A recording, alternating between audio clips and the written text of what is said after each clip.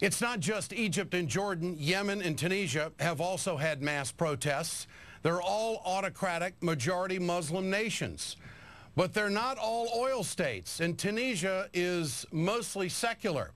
So what else do these countries have in common?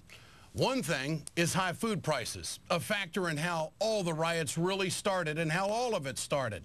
And it's not a coincidence that all of them have high food prices right now.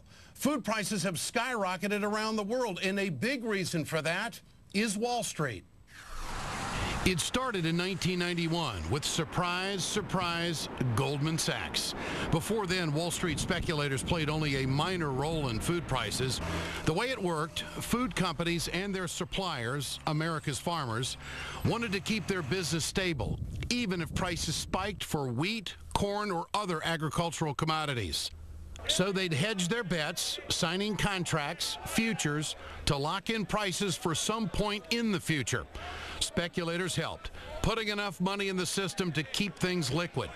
After the Depression, FDR saw that speculators could drive up the price of wheat, corn, whatever, by betting on commodity futures, the way Wall Street later bet on dot-coms. Distorting food prices like that could destroy the very stability future contracts were created to provide. So FDR signed into law what are called position limits. Limits on how much of that total betting could be done by Wall Street. And what do you know? It worked. For decades, the price of wheat was driven by fundamentals, like the weather. And Wall Street couldn't stand it. In 1991, Goldman Sachs asked the Commodity Futures Trading Commission, the CFTC, to give them a waiver on those position limits so they could bet as much as they wanted. A CFTC appointee for the first President Bush said sure. More than a dozen other firms followed suit. Goldman Sachs even created commodities indexes to simplify the betting and goose casual investors into the casino. Again, Wall Street followed suit. Remember the real estate bubble? Wall Street wanted to hedge all those bets it made on mortgages, so they ramped up their bets on commodities. And when Wall Street started losing money on subprimes, they betted on commodities instead. By 2008, Wall Street had 5 times more futures contracts in commodities than it did in 2002. Commodity indexes held about $13 billion in 2003. By 2008, it was over $250 billion. That's how we got the oil bubble. Add record high gas prices to the cost of shipping food, plus speculators looking for another bubble, and you get a food bubble. By 2008, the UN estimates speculators held 65% of corn futures contracts, 68% of soybean, 80% of wheat. By mid-2008, the IMF food price index jumped more than 80% in just a year and a half before. It was the first time in history the proportion of people going hungry worldwide went up. The number of chronically malnourished people rose by 75 million in 2007, 40 million in 2008. That's why Egypt had riots back in 2008. Along with 30 other countries, Italian moms marched against the price of pasta. Wall Street speculators admitted they were doing it. In 2006, Merrill Lynch said speculation accounted for 50% of the price of commodities.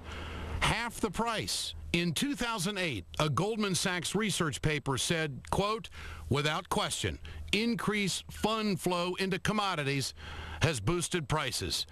2009, even Republican Senator Tom Coburn admits the speculation, quote, helped to inflate futures prices and thereby disconnect futures from cash prices, impairing farmers and grain elevator operators' ability to hedge price risk. Got that? Even Coburn said there was so much Wall Street money distorting prices that farmers and other guys who actually need commodity futures couldn't use them to keep their companies stable anymore. We don't notice price hikes so much because most of our food prices come from marketing and packaging. But in the developing world, the price of food is everything. And what country imports more wheat than any other?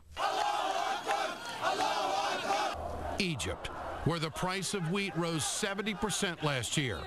Last summer, Goldman called a report on the role of speculation in food prices, quote, misleading, and blamed other factors.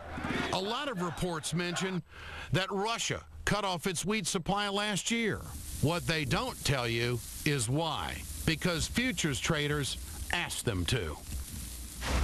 Let's bring in my colleague Dylan Radigan. He's got his own show right here on MSNBC weekdays at 4 o'clock, formerly of CNBC and Bloomberg News. Thanks for coming in tonight, Dylan. I appreciate it. It's a pleasure. I know that you have talked a lot about speculators and what has happened on Wall Street, but this has really been a tsunami in the food world, which has caused a lot of havoc around the world.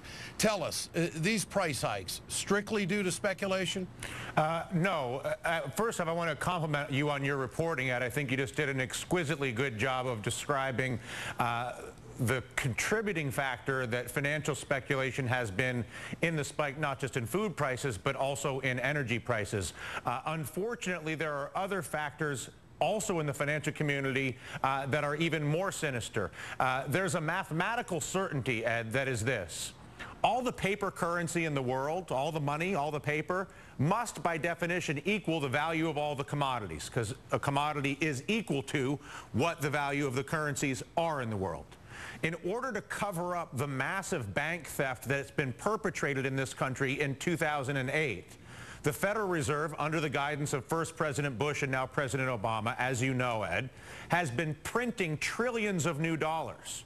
And people, smart financial players, have been concerned about the debasing effect that has on our currency. Well, as a direct result of the Federal Reserve's money printing to cover up our bank theft, that has been an additional factor in causing commodity prices to explode higher. So in addition to the speculative aspects that you described so well, a byproduct of the Federal Reserve and the White House and the Treasury's decision to go with money printing as a way to prop up our economy is driving food prices higher. You know, it's just an amazing domino effect. There's no doubt. But what exactly are these commodity markets supposed to be accomplishing? Well, very simply, they're supposed to create price stability, as you described in your piece.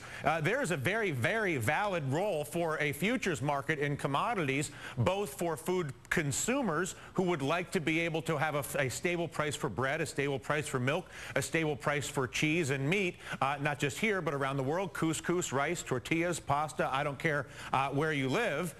And if you're a farmer, you want to know that you can lock in a price on your farm in this country or any other for that price. The position limits, which you referenced, are critical in that they represent a limit as to how much grain could potentially actually exist. Yeah. The elimination of the position limit makes it such that you can suddenly buy more grain than exists on the entire planet, because now you're just speculating on the price or potential price and creating all the price inflation you described so well. High prices, rural America does well. That ag dollar turns 7 times on Main Street. So America is loving this stuff as far as the ag economy is concerned. Then you take a look at the construction and the manufacturing of all the big equipment that goes with it. But somebody pays a price down the line. And in this case, it is people of these countries that are run by dictators that can't provide for their people. There's the snowball effect. Well, yeah, I would say it's really the poorest billion, whether it's the poor in the Middle East, the poor in Asia, or the poor in Louisiana and Arkansas. Those are the only people who suffer from the financial shenanigans perpetrated at the highest levels of our government and our financial institutions. What's really struck me about this event in Egypt, Ed, is that for all of our carrying on about the spread of democracy through military assault and the death of our own soldiers and Iraqi civilians, all you had to do was double the price of grain in the Middle East from your trading floor at Goldman Sachs to receive the democratic revolution we claim to be in favor of with our military the past 10 years. Dylan Radigan, host of his own show, weekdays at 4 here on MSNBC, and you're going to be covering this story on your show tomorrow, and I appreciate that. It is the story right now. That's it. On the face of this earth. Dylan, thanks so much. I appreciate it.